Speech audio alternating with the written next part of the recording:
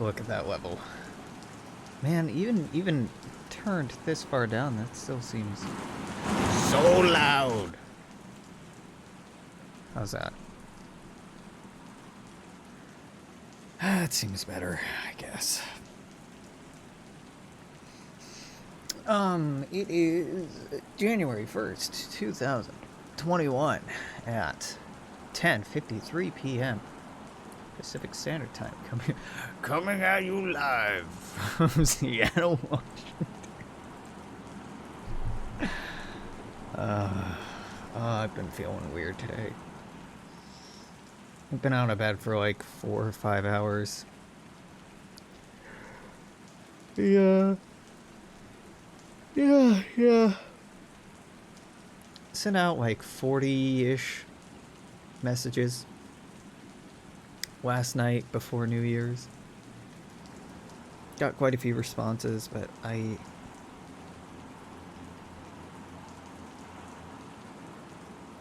kind of having a hard time today. I'm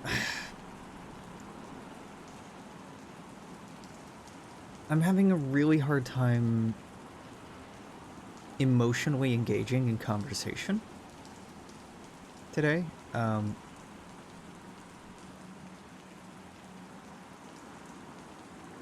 don't really know why. I mean, there's probably a lot of reasons why, but like last night, basically their messages being like, hey, I like this about you, or hey, I'm happy that you're alive, or hey, just kind of short, quick, non-obtrusive affirmations.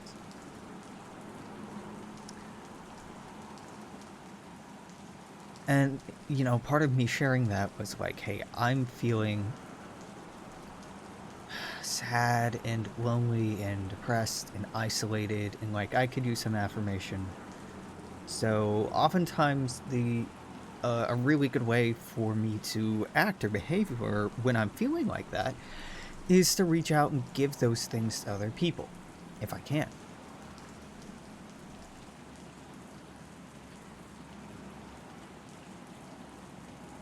And man, I'm sad and tired and depressed. Right, like got $600 stimulus, which is like a third of what I need to survive every month. I mean, I need about $1,500 every month, so now I need about like 8 or 900, which is less than what I needed, but still, like, I'm sad and exhausted, and that's really tough. And like I got some interviews for a couple of positions, but like I haven't even read the emails. I saw the email notifications and the titles of them, so I know people were trying to schedule interviews with me, and I know I missed calls, but like I'm shutting down. I'm like really shutting down, and I don't really know what to do. Like, I get phone calls and I just send them to voicemail. I'm anxious about listening to my voicemails. I'm anxious about reading my inbox. I'm anxious about responding or reading people's messages to me. Like, I'm getting really bad social anxiety. I'm getting big, like, I just want to curl up in bed and, like,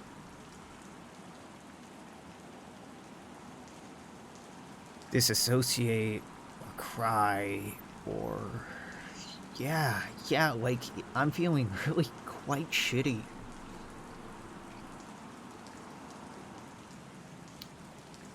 Like there are people I really care about that I want to talk to, or people that I see hurting that I want to talk to, but I'm not really sure how to do that. I don't want to invade people's privacy or be pushy on sensitive subjects. Of like the 40 people that I message, I got some really sweet, heartfelt, genuine, raw responses. And I guess me trying to process that or receive that has really highlighted, like, oh wow, I'm pretty sore. I'm pretty emotionally sore. Like, damn.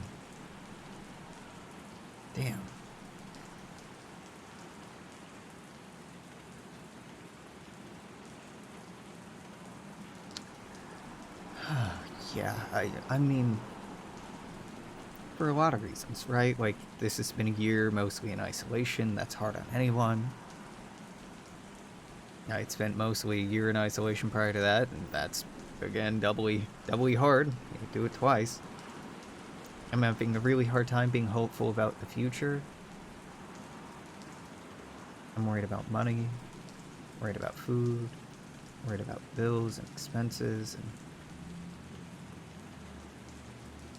and I'm like almost broken emotionally when it comes to thinking about working and jobs. I'm just like so bereft of hope of finding something that I'll really like. Like, honestly, I applied to a online game master position at a company that I know decently well.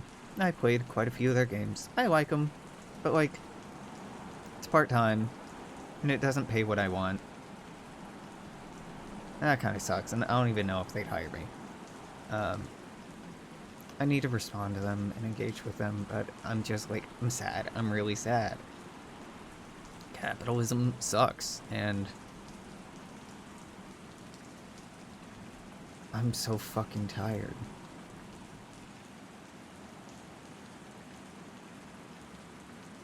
I don't really know who to talk to about all this.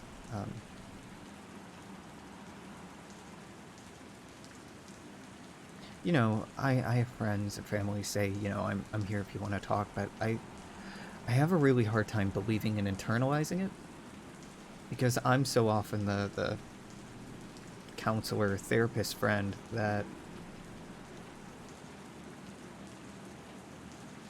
you know, I know what other people are going through, so I'm cautious to talk about things. And I don't know, I don't want to bring people down. I'm not a burden, but emotional work is work.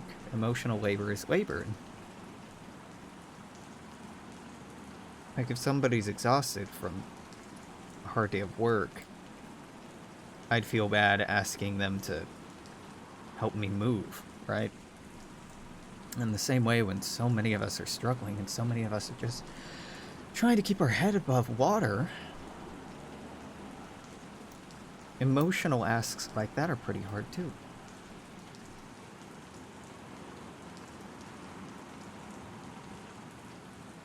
So, you know, there's an important distinction there. I don't feel like I'm a burden or burdening anyone, but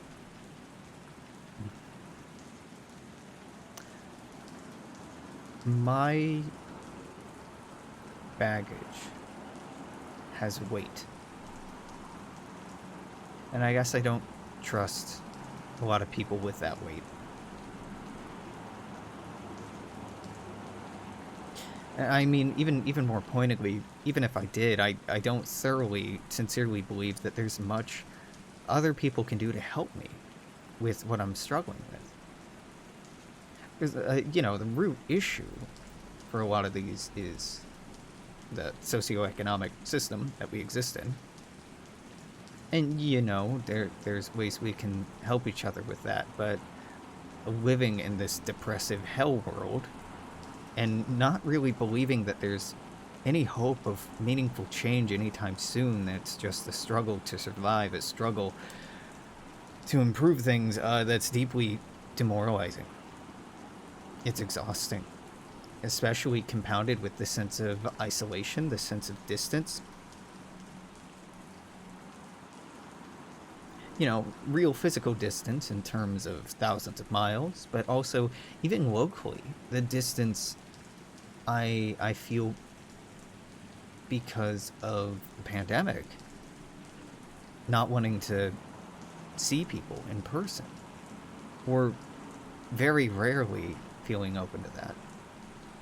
Someone I care about a great deal actually responded to one of my messages last night, and they asked if I wanted to hang out because they happen to be in Seattle. I haven't responded because, like, yeah, I'd love to see them. Like, I still have a big crush on them, and dating them was a lot of fun. I just really like them as a person. It could be really nice to see them. But also, my grandfather died from COVID in the last week.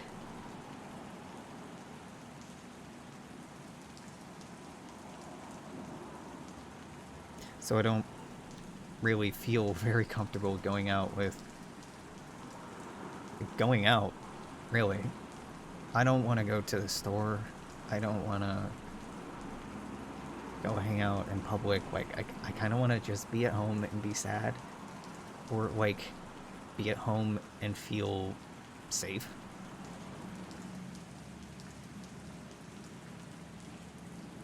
But I don't know if that's just how I'm feeling today, or if I'm feeling that generally. Like, there are people, the person I talked about, someone else I went on a date with earlier in the month. Yeah, there are people who I'd feel comfortable being around, but I'm growing to be agoraphobic at this rate. I'm really uncomfortable being out in public. Like, it's really refreshing on some level, you know, feeling the wind, breathing in, you know, the ocean air. But also just, like, the number of assholes not wearing masks. Feeling like I'm constantly having to be alert. Anxiety runs pretty high when I'm in public, and I just... Yeah, I don't know. I don't want that.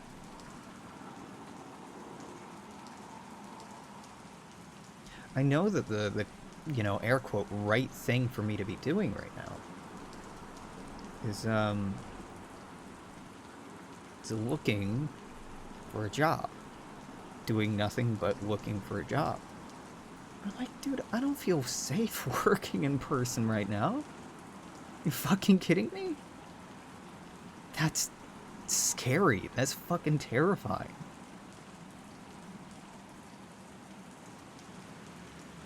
It was scary enough before people who were, you know, very real to me, very close to me, died. Well, Alex, you can always work online, can't I? I mean, I've been trying, and I guess... It's so insulting to be living through a humanitarian disaster, an economic depression.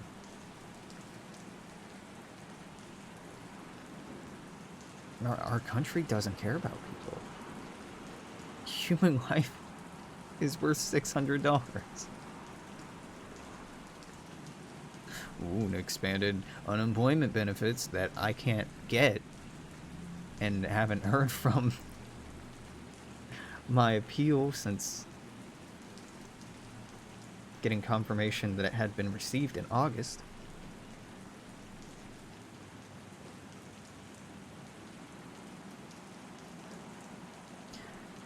Like, it would be one thing if I felt like, oh, the system's fucking me, but it's just bleeding everyone. It's horrible. It's just horrible.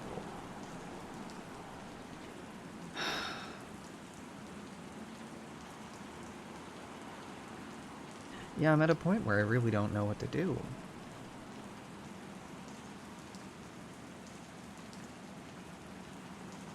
You know, I guess I know what I have to do, right? What I have to do is try to secure some form of consistent income. in order to, you know, survive.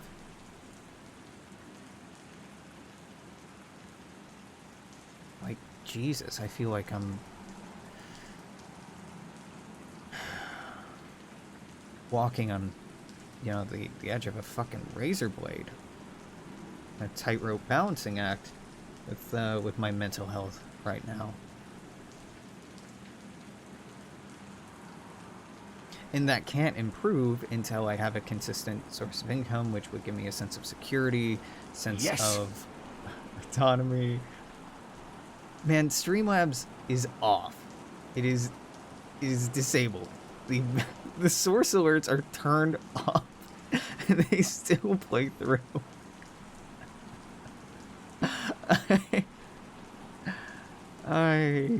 God, I need to rework that. It's hilarious. It might just be that the source alerts are hidden but not muted. Yeah, I think that's it. It's really funny. Oh, motherfucker. I was using my scroll wheel and accidentally changed my mic volume. Well, guess that's okay. If I go in the red, then there's a problem. Wait, did I turn desktop audio down? Did I do that intentionally? Let's turn it up. Who knows? I'll watch and see if anything goes in the red, and if it does, I'll panic. But... fuck.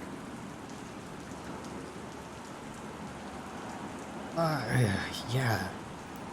Yeah, this blows. Like, there are people around me who I care a lot about that I can't help. People who are working in solidarity and camaraderie, people who are doing incredible things with less resources, fewer resources than I have. And I feel like I can't contribute. I feel like I'm just trying to hang on and survive at this point, and my sense of control and autonomy and power is wildly, wildly diminished. And you would think reaching out to dozens and dozens of people last night and getting like a unanimous, overwhelming positive response would give me some sense of affirmation, of something. And, you know, in a sense it has, but also it's just reminded me of how deeply hurting so many of us are.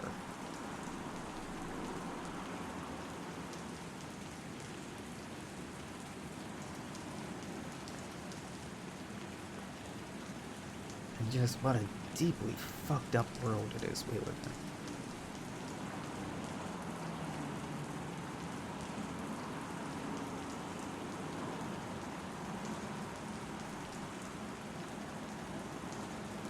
Like, my God, I don't believe action. I've written my senators and representatives trying to get the 2000 bill supported.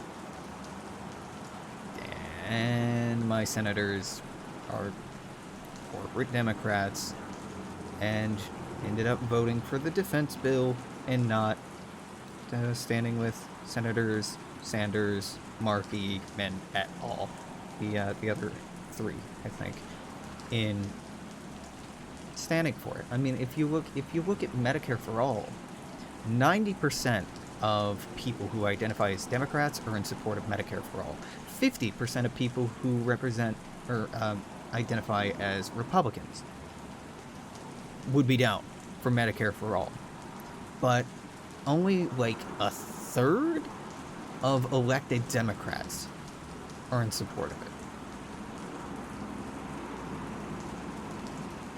Electoral politics are broken in the United States. I mean, they're not broken because they're designed to be this way, but they're not actually representative of the United States population or values. Like, they're just oligarchs or the tools and pawns of oligarchs in office, not doing anything for people who are in dire fucking straits. It's the first of the month, right? So we're not going to see statistics on the number of people evicted today. Probably for a month. But it's going to be an overwhelming number.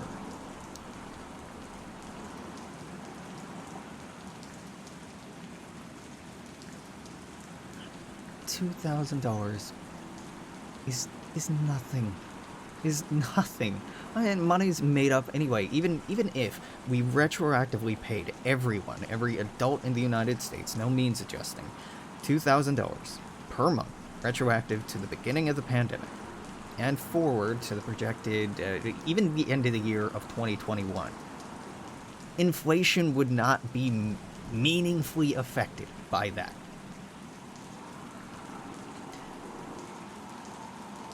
Especially in comparison to the massive, massive trillions and trillions of dollars that were bailed out in the end of the first quarter of 2020, when the pandemic really started catching steam in the United States. And people acting like they care about the deficit, we just massively expanded the deficit in corporate stimulus last year. Now, our utter refusal to just pay people is mind-boggling. These motherfuckers, I'm sure, have no idea how unemployment programs work. Now, they keep saying, well, you know, you get more from unemployment every month if you meet very specific constraints. And the staffing of the American unemployment agencies for every state is they're drastically understaffed, drastically overtaxed, and overstrained, and overworked.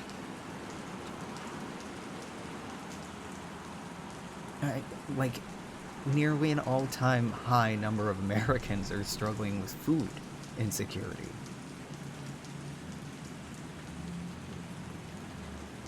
How am I don't get how you ignore this. I don't get how you just pretend everything's okay and don't focus on this. I don't get it. I don't get it. I don't get how you can do it. I can't do it. Like, last night, I had fun messaging people and just being kind of dumb.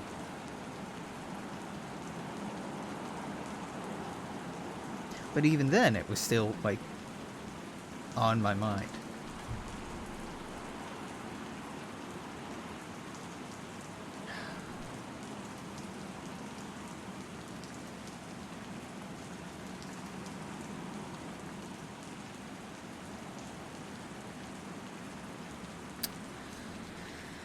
Yeah, I don't know.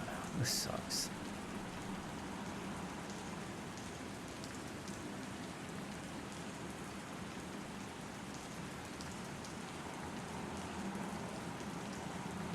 Really sucks. I want to be able to do all the things I can't do. I want to go have fun with these people who are nearby and I know would like to see me. I want to travel and see people who I know miss me and would like to see me. I want to work and do something that fucking matters. To help make people understand there's a bigger world, to help people support and care for one another, to encourage and inspire and entertain and help people grow.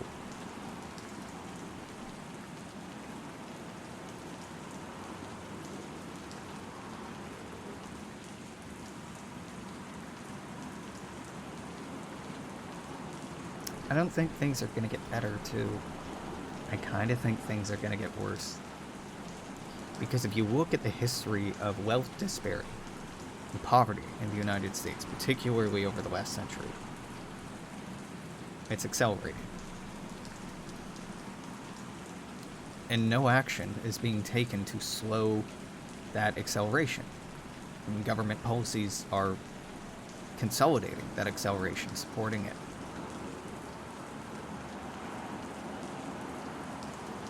So, you know, a lot of people talking yesterday about 2020 being the worst year, so fucking bad, and like, oh, thank God it's over. Like, you know, and I know I talked about this yesterday, but 2021 is set up to be as bad if not worse. Yeah, okay, there's a vaccine. Estimates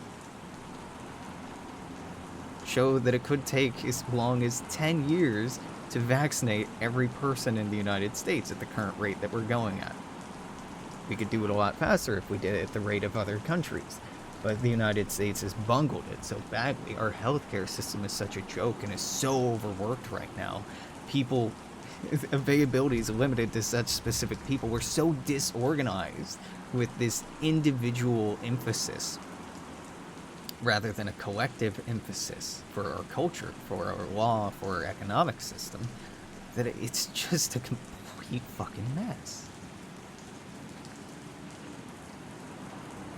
So, like, no, I don't feel hopeful. I'm not okay with this horseshit fake optimism of, like, things are gonna be okay. They're not. They're not.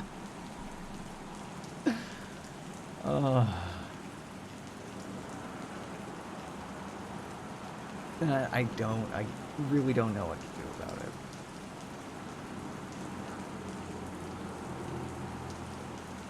So, I don't know, that sucks, huh?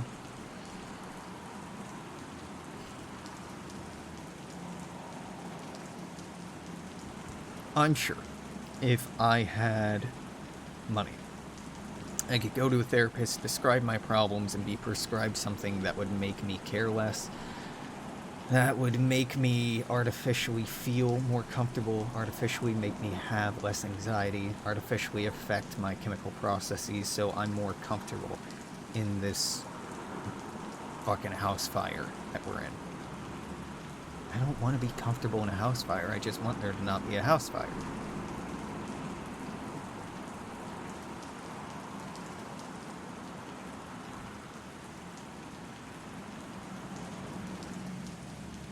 I don't know, I'm worried about my family, because they did have a funeral for my grandfather where it was socially distanced, but people were still there in person.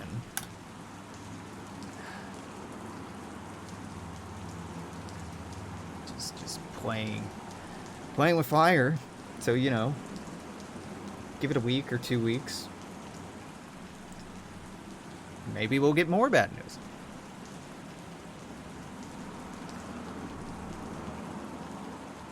For fuck's sake, like, we're almost a week out from Christmas, right?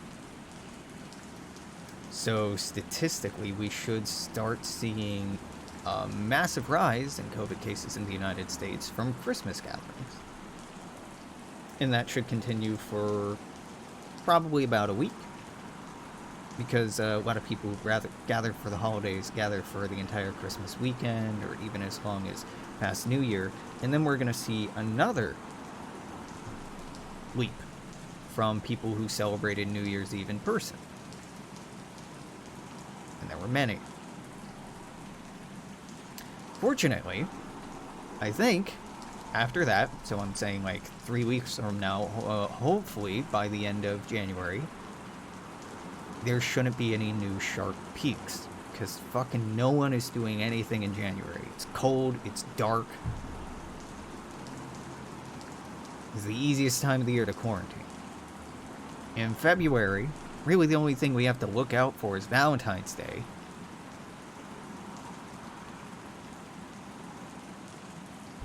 I don't know. But with the incoming Biden administration's policy of trying to get schools to go reopen and go back to school in person, that's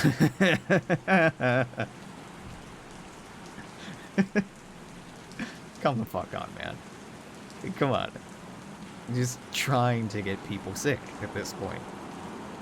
Oh yes, but we believe in the science. Well, the science says to shut the country down, quarantine, pay everyone a monthly stipend so they can survive. That's what the science says. That's what successful nations have done. Oh no, but we listen to the science. Yeah, no, we fucking don't. Kamala Harris voted no on the $2,000 amendment, even though she had been arguing and pretending in the days leading up to it that she was the one who wrote it. And they're fucking scum.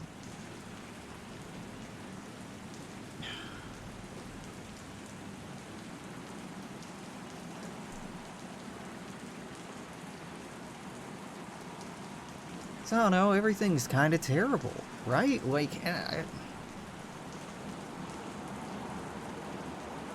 I can think of things I've enjoyed or things I like, things I'm excited about. My Blaze in the Dark campaign, I'm hopeful about that. You know, yeah, I'm lucky to have my health. I'm happy that no one else has gotten sick yet. I'm really grateful for the amount of support people have given me in helping me pay rent last month, and the amount of time I have until this next month's rent is due, and, you know, that I have time and opportunity, that I'm not up against the wall, that I still have shelter and food and warmth, and etc., etc., etc., yeah.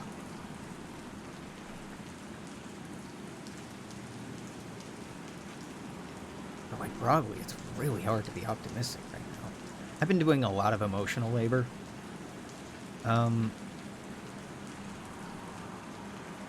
Yeah. Yeah.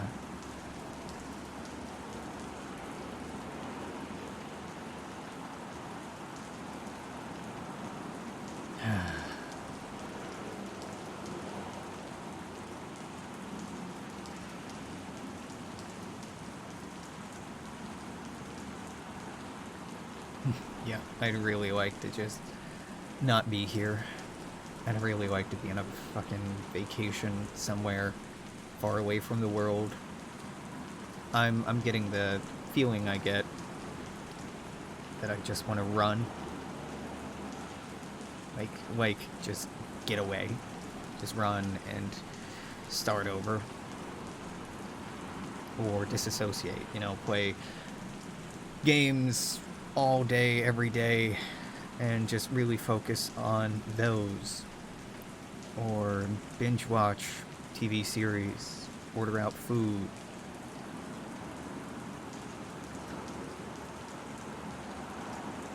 I'm getting the urge for coping mechanisms, essentially, is what I'm expressing here. I think a lot of people are.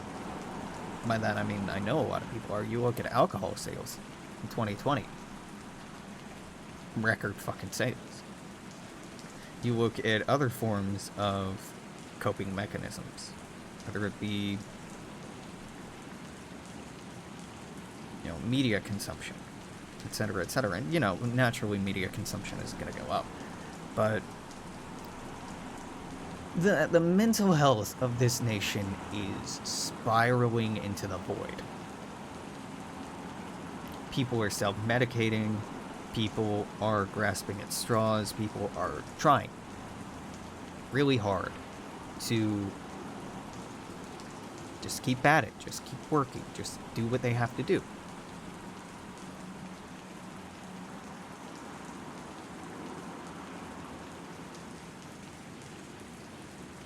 But when we're all so focused on just surviving, it's hard to have the time or energy to think about improving things.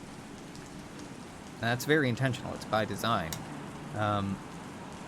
Poverty is a very powerful tool to keep people disenfranchised and weak so that power can be consolidated. People are working all the time. If people are struggling to make ends meet, if people are barely getting through by the skin of their teeth, they don't have time to accumulate resources. They don't have time to accumulate capital. They don't have time to organize. They don't have time to protest or demonstrate or take direct action because they're working or they're recovering from working. Now, the mental health crisis that we are quietly experiencing is tightly interlocked with capitalism, and capitalism sustaining itself.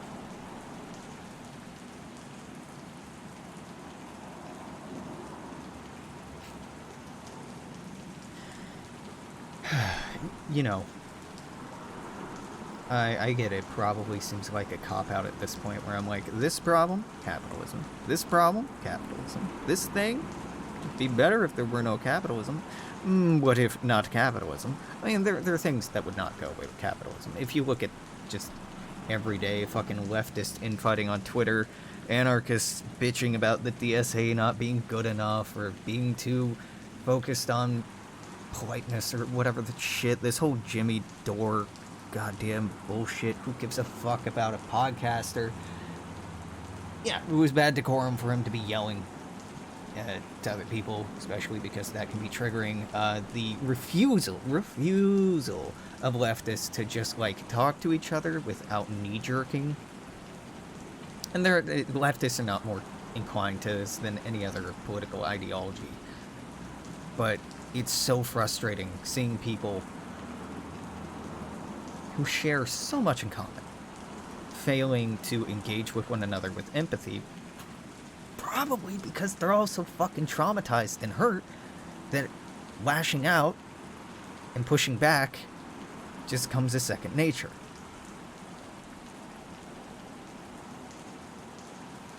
Yeah. That's always exhausting to see.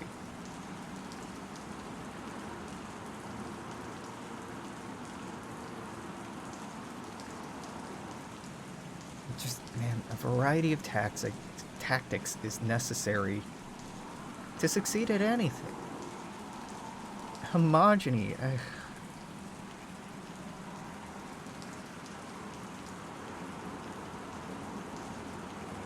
Homogeny is weakness. Centralization is weakness. I mean, for fuck's sake.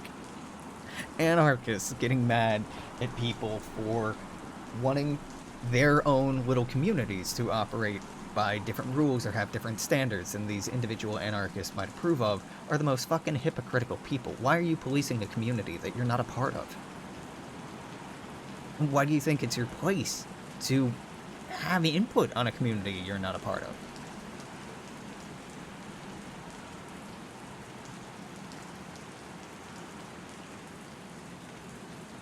Like, if this community isn't standing in opposition to you,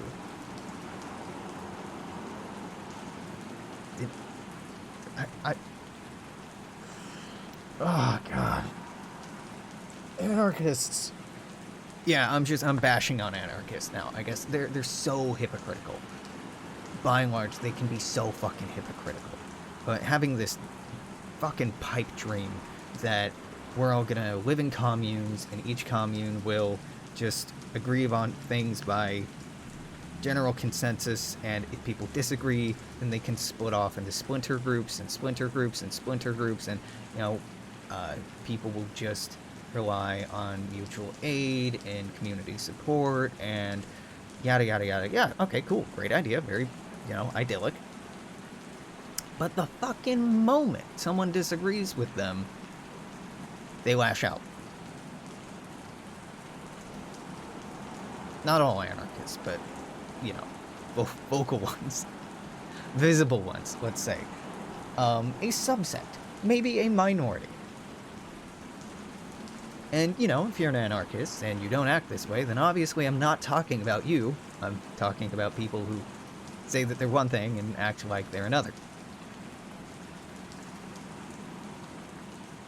I don't fucking know. There's stupid-ass dipshit recreate nationalist state settler ass Marxist Leninists out there too.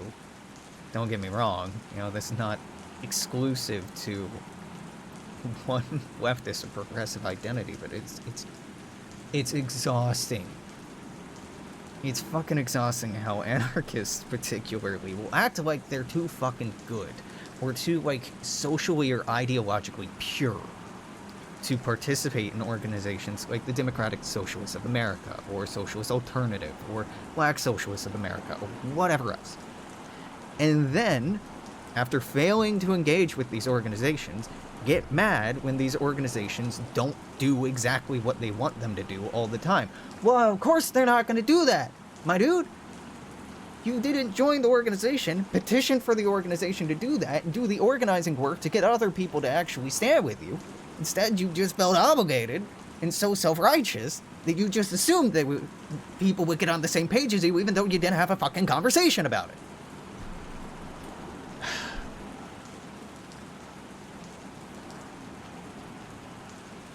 Yeah, God.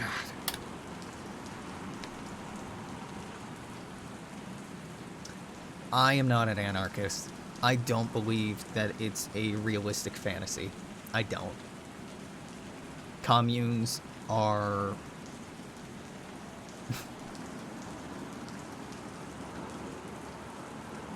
no. There's a word for something being outdated or retro in a way that is not compatible.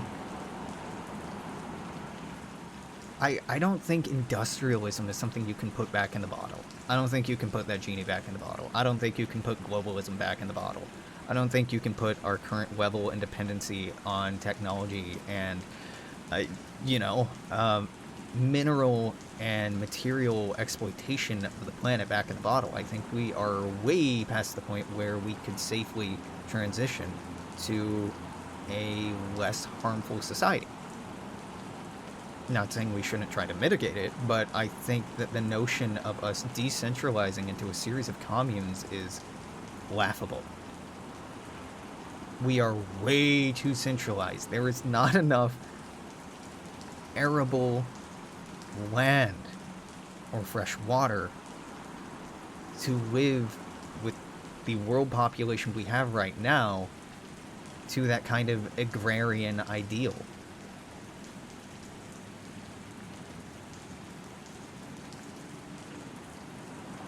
Anarchism, to me, it leans too much in this thing I complain about a lot, this emphasis on the individual, on individualism. Of course, there's an emphasis on individuals acting in mutual self-interest within the confines of a community, and communities acting in mutual self-interest with one another. But no, I want there to be institutions that exist on massive scales that help handle massive problems. I don't believe a series of communes would put asteroid killer satellites into orbit to protect our planet from a mass extinction level event. I don't think a series of communes could ever standardize and develop the kind of material industrial capacity we need to even think about colonizing our own solar system, let alone other solar systems. I just don't see it. Now, I'd love to be presented with something to the alternative, but it's just...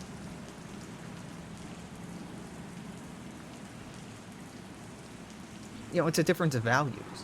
I don't have a problem with those communities being able to exist. I want to live in a world where people who want to live a communal lifestyle can do so and are protected in doing so. But if the world is just a series of communes, who's to stop one commune from taking over and enslaving the next?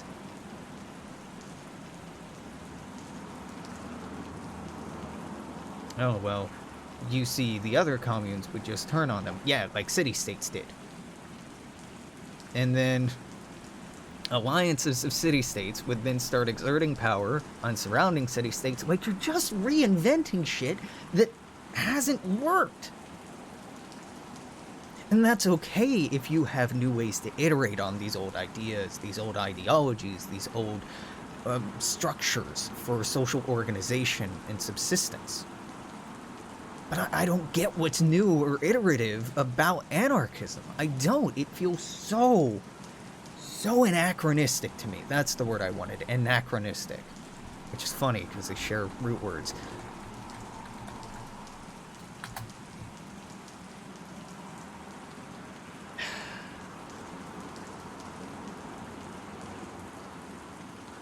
I don't know, like communalism, early communism, is something that I think is kind of laughable too. Not like the idea that, oh, we can just get away from the rest of the world and subsist on our own. Fuck you.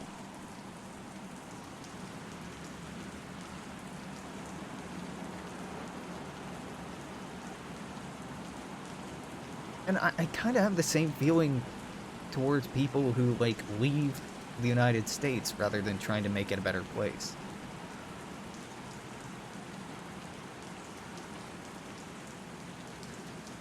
And I'm guilty of this. You know, I left Indiana rather than sticking around and trying to organize, but I didn't really have the sense for it yet. I'm never going to tell an anarchist you shouldn't be the way you are. You shouldn't think the way you do. You shouldn't want the world you want, because I think it's a beautiful goal. I think it's a beautiful vision and a beautiful dream.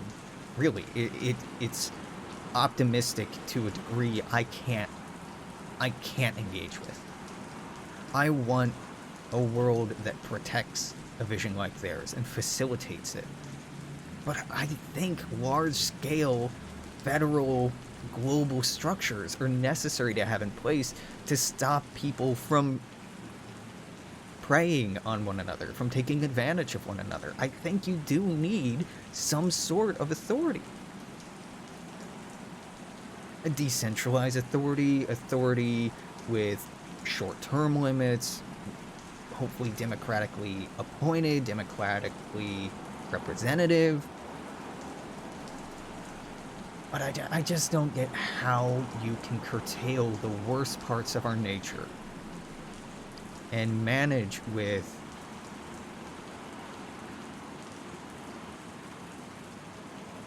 reactionary, conservative, neo-fascist ideologies in anarchism.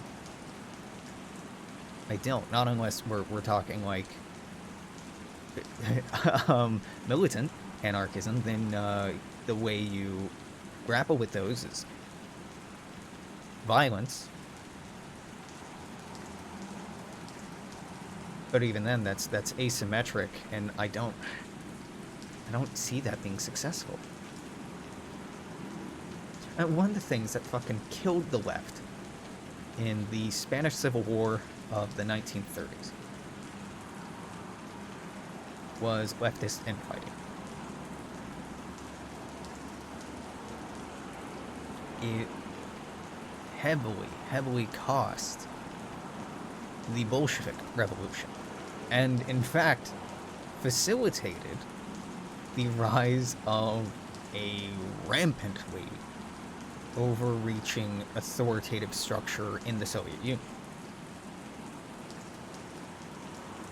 Leftist infighting is like one of the worst fucking things you can do if you're genuinely interested in creating a better, more progressive, more whatever future. Because there are ideologies, personalities, and inclinations that thrive in competitive environments. And the entire fucking point of leftist ideology is it's cooperative, not competitive at its core.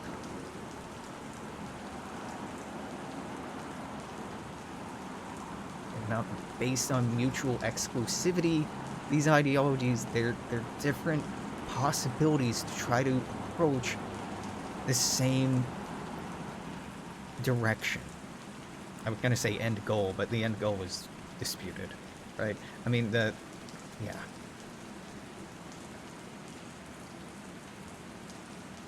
And, you know, you can argue, well, Alex, you know, Marx argued that communism was just a transitory state between capitalism and something else. Yeah, dude, but, like, I don't want to focus on the end goal. I want to focus on the right now. I want to focus on next steps.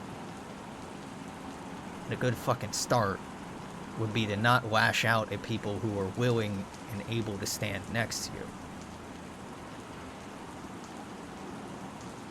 I don't know, maybe it's just a Seattle, maybe it's just a Pacific Northwest thing, but the anarchists seem so fucking quick to pick a fight that is a stupid fight to be picking. And there's that Peaky Blinders meme of Tommy's wedding, when he has all the boys in the back room in the kitchen, and he's in the show being like, you know, no gambling, no horse racing, no fighting, no cocaine. But there's a clip of it where he says, no fighting, no fucking fighting. And then a servant accidentally brushes against him and he knocks him to the ground. And, you know, there's a meme version of that where it's, you know, leftists yelling at each other, no fucking fighting, and then all beating up on whether it be Marxist Leninists or anarchists or tankies or whoever the whipping boy of the day is, that's who they go to. And it's just, God, it's frustrating. Just because someone is woke enough, smart enough, compassionate, and ethical enough to be a leftist does not mean that they're emotionally mature. It doesn't mean that they know how to deal with conflict in a constructive way. Truth be told, the leftist movement in the United States has a lot of young people. And we are perhaps slightly more inclined to emotional volatility than older folks. Not always, right? I'm sure we can all easily think of older folks who are as emotionally volatile as 5-year-olds. Plenty of them. Many of them in the upper halls of our government. But there is truth to the adage that age mellows you out.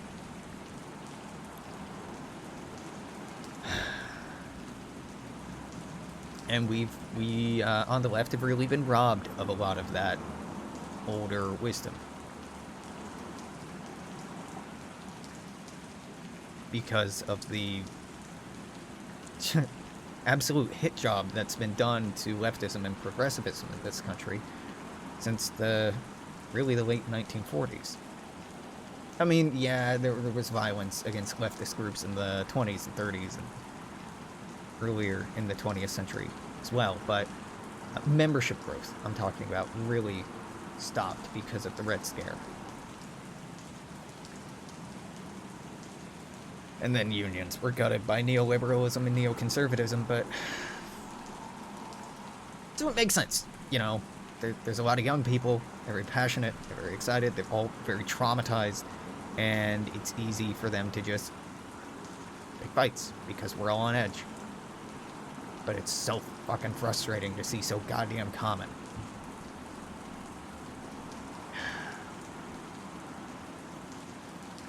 So, like, oh, fuck. Should have left that open, not minimize it. There we go. Like, I'm fine, I guess. I'm fucking depressed, and the world's ending, and, you know, in the last week, what, like, at least 10,000 people have died? Is that right? Oh, let's check the COVID statistics. I used to check this every day. Haven't really been able to do so. Yeah, let's just see. Total United States. Yeah. My grandfather died on a day where there were 334,000 dead. And now there are 3,400...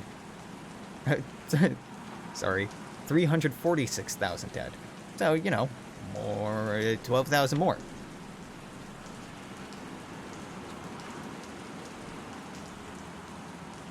Like, 3,460 people died yesterday. 3,808 died the day before that.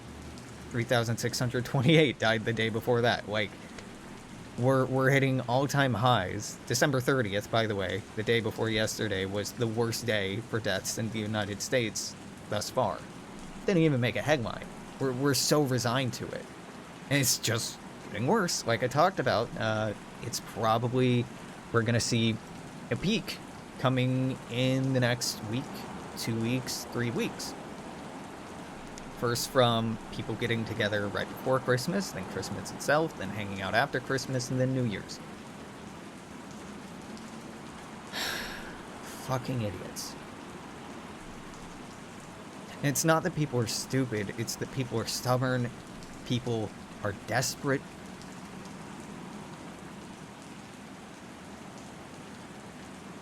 People want to feel safe, they want the familiar, they want to not think about this.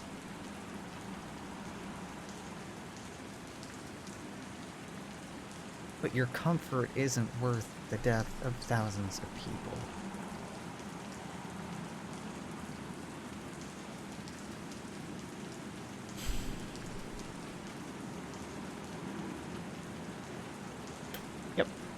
Yep. Yeah, so that sucks. And, you know, I'm not even talking about the fun, more viral strain from the United Kingdom that's made its way to the United States. There's no reason to think or suggest that the vaccine won't cure it or won't prevent you from getting it. But also, like, when do you think you're going to get the vaccine, huh? When do you think you are going to have access to the vaccine? I know people who are, like, immunocompromised that just don't have a personal doctor because they don't have health care. And so because they don't have health care, they can't ask anyone when they can get vaccinated because there's no one for them to talk to.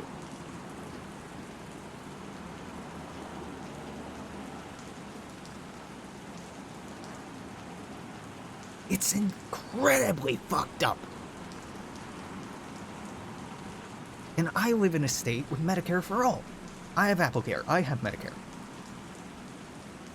And knowing just from experience how hard it is for me to get an appointment in normal times, we are so fucked.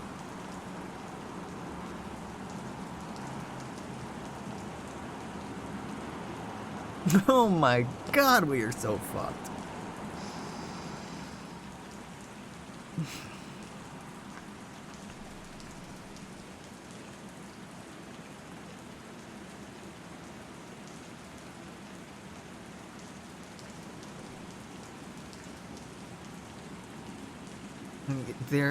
There are, I was reading about a couple of stories from the Panhandle, Texas Panhandle, about vaccine samples going bad because they literally could not distribute them to people who could actually use them because those people weren't a high enough priority yet.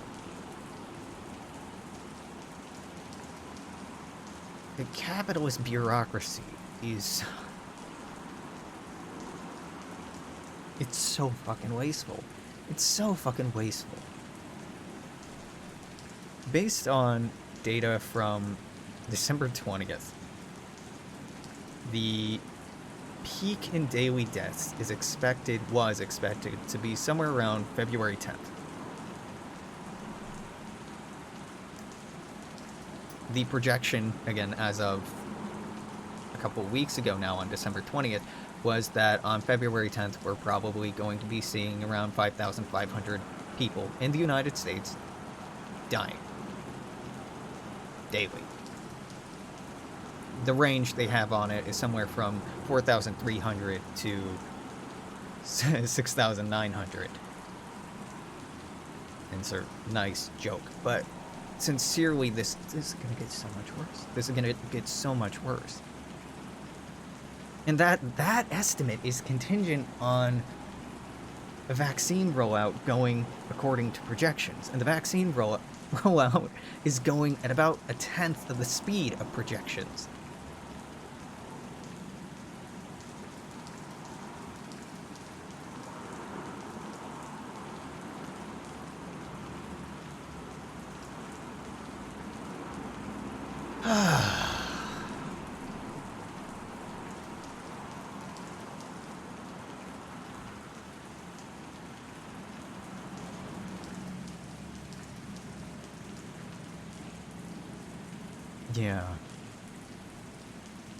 Yeah, I don't know. I don't know. Like, fuck, it's so hard to say what to do right now. It really is hard to say what to do. I don't know what I should be doing. I'm surviving, but it's been almost a year. It's been 9 months of largely quarantining. And it's just getting worse. It's just getting worse.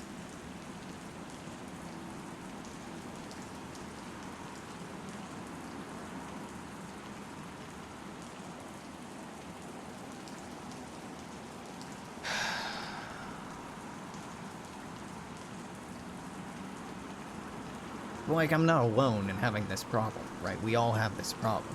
It's frustrating as hell how often people don't want to talk about this. I mean, this is burning its way through our population. And for fuck's sake, if we look at, like, casualties per day, this is like being at the end of the First World War and being like, hey, wow, you know, we lost a lot of people. And people not wanting to talk about it. This is like being near the end of the Second World War and people just not wanting to engage on the casualties that we've suffered. Like the number of human beings in just this country alone that we've lost is on par with the worst wars we've ever been in. And that was in 9 months.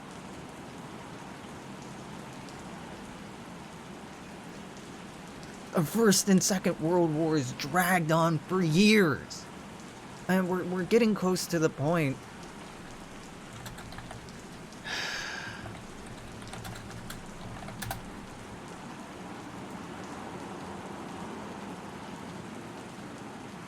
we're getting so close to the point where we're getting close to the fucking Civil War. I mean, the World War II, total number of casualties, 405,000. That's from combat or otherwise. Total deaths, 405,000. World War II lasted for 4 years. And in... what? We're losing 3,000-ish a day. So in another month, we'll hit that.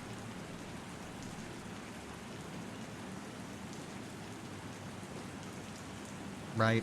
How's my math on that? No, sorry, in another 2 weeks we'll hit that. In another 2 weeks, COVID-19 will have killed more Americans in, let's say a year. Let's say a year, just to be generous. It's a little less than a year, but let's say a year will have killed more Americans in 1 year than World War II did in 4. And probably by the time March rolls around, or thereabouts, we're gonna be on the order of Americans who died from the fucking Civil War. A war where everyone who died was American. 655,000. By summer, we're certainly hitting that number. And we're just not talking about it. We're not taking it seriously. No real legislation is being put in place to protect people, encourage people, or facilitate people to stay home. Everything being put into law or being pushed because of this is just to protect the GDP, it's to protect the stock market, and it's to protect short-term quarterly gains for investors in the United States. But these fucking short-term decisions, God, even if nothing else were going on right now, even if there were no accompanying economic collapse,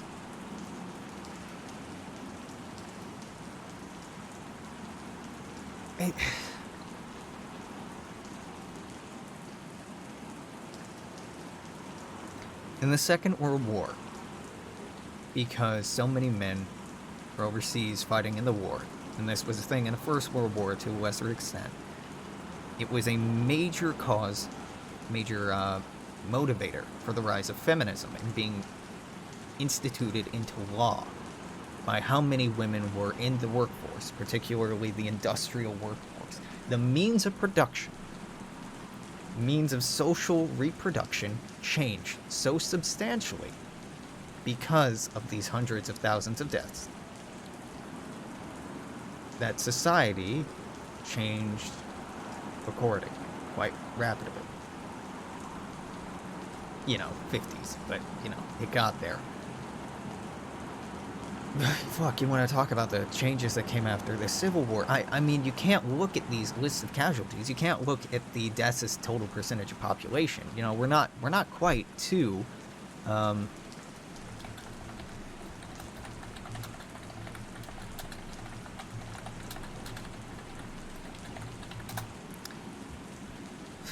okay, you know what? That's not helping. U.S. population. 328.2 million. So it's less by population, right? Currently we're, what, I said 340? Yeah, so it's like 1 out of 100. Right, that math carry. Divided by 0.344. Is it 1,000th or is it 100th? Am I moving the ones place?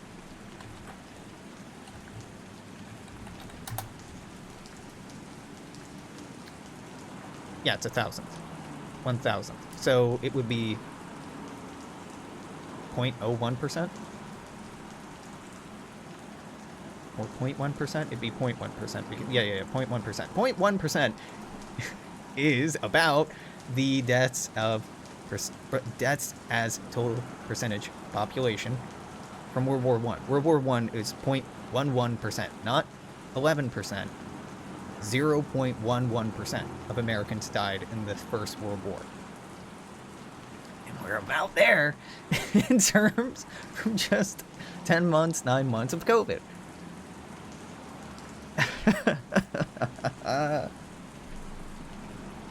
It's getting worse. It's getting worse.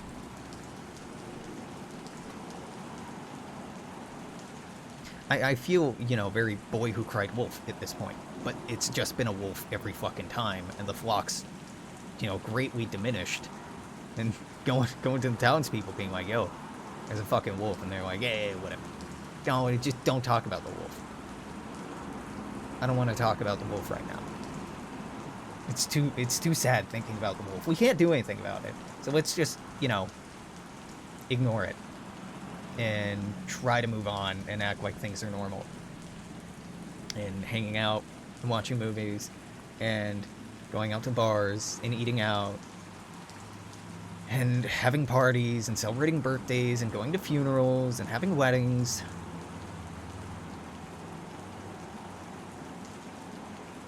But all of that shit is killing people. Not like metaphorically killing people.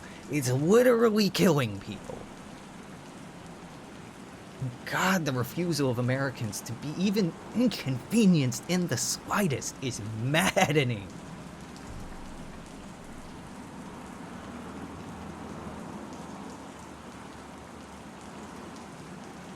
I feel insane. I feel insane. I've been talking about this for 9 fucking months.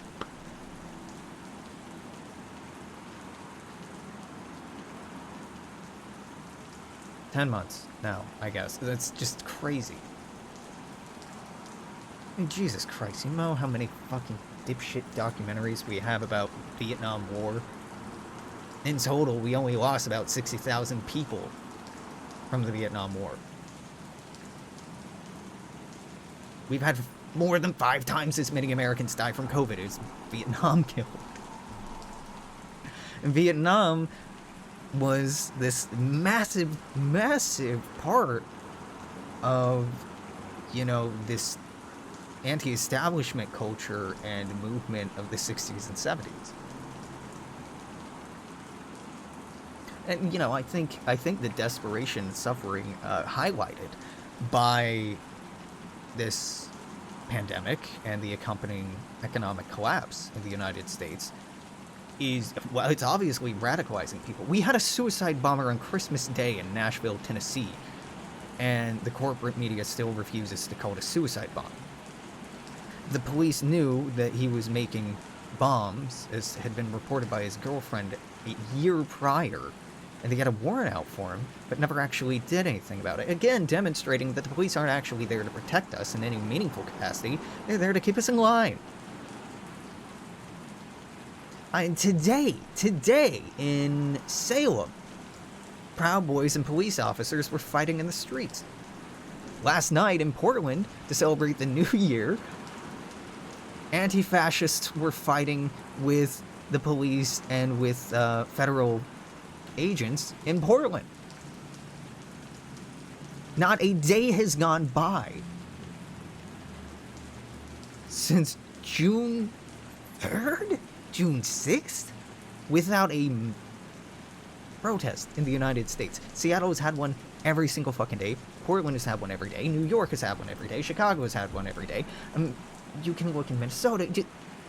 The level of unrest in the United States, the level of political division in the United States, the level of radicalization in the United States is on par with the early days of the Civil War.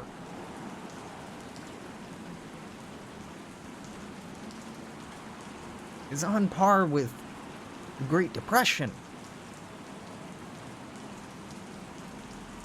And it's accelerating, and it's growing. It is not diminishing. Things are not going to get better. I just want to shake people by the fucking shoulders and say you can't just hope that this gets better. It's going to get worse. It's going to get worse, and you need to be prepared.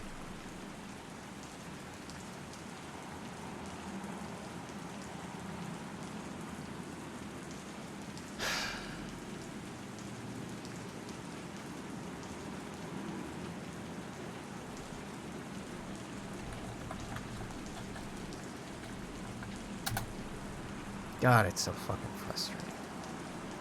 It's so fucking frustrating. Those who can do something aren't doing anything. It's just incredible.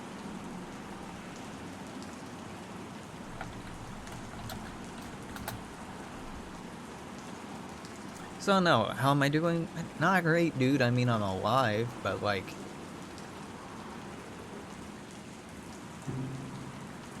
staring down the barrel of a gun. Like, I'm getting material aid from some incredibly generous people. I, get some emotional support in terms of solidarity from other people, but I am feeling overwhelmingly hopeless, overwhelmingly pessimistic, overwhelmingly powerless, and have no idea what to do, what direction to go in, how to even start. Because the options and path forward being presented to me by social conditioning and by social messaging and the socioeconomic system in which I subsist, barely, in, is that I should seek employment and then use my free time, use your weekends for political activism and organizing, and use any money you get after you pay your bills to invest in causes you believe in. Don't fight every day. Don't make this your lifestyle. Don't meaningfully address or attack or impact the way that business is done, or that infrastructure is supported, or that wealth is accumulated. Don't do anything, really. Just, make it your hobby to care. Make it your hobby to try to make the world not a hell. But the alternative is, like, I don't have material to do anything because acquiring material, acquiring wealth, acquiring capital is damn near impossible without engaging in capitalism. So it's a fucking catch-22. And, there's the meme of dude poking out of a well saying, haha, but you also participate in capitalism, right? Yeah. There's not an alternative. So no, it's a very damned if you do, damned if you don't. Everything's fucked. Might as well die, kind of feeling. It is not great.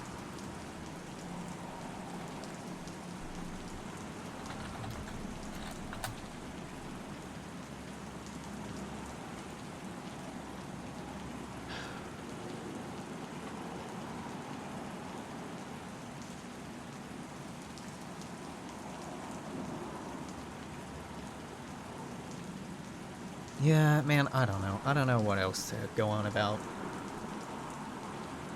And like talking about it is kind of cathartic in a small way, but it doesn't address the root causes, so like I'm still gonna be bothered by this. I'm still going to be fucking exhausted and tired and have no idea what to do to improve my situation. Like this feels like a slow death.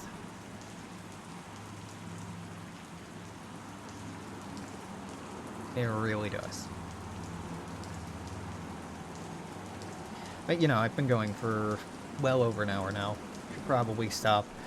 I don't have a lighter note to end on. Fucking join the DSA. If you have a local chapter, get involved. If you don't, maybe start one. If you don't write your senators, maybe write your senators and your representatives and call their offices and fax them and be like, hey, we need monthly stimulus payments to survive. And then look at what some wonderful people did to the home of Nancy Pelosi last night. Maybe take a little inspiration, is all I'm saying. Be inspired by that, because I cannot use this platform to call for any form of direct action, and would never do so, anyway. Though I might go like, hey, wow, that's some interesting stuff there. What do you think about that? Let's just leave that on a hanging question. Right? So, until, fuck knows, probably, what even day is today? It's Friday, it's gonna be Saturday. I need a new calendar, but I don't want to buy a new calendar. I hate virtual calendars. Dude, I'm doing nothing on Saturday, nothing on Sunday, nothing on Monday, nothing on Tuesday. I have Blades on Wednesday. And then maybe in future weeks I'll have that on other dates too.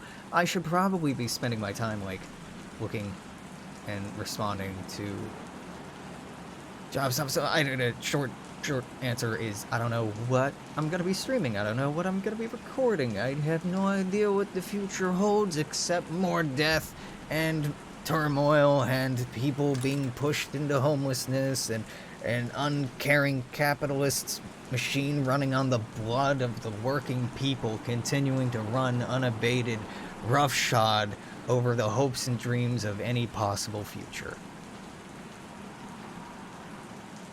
Yeah, until tomorrow, I'm gonna say toodaloo, take care, see you then, bye-bye.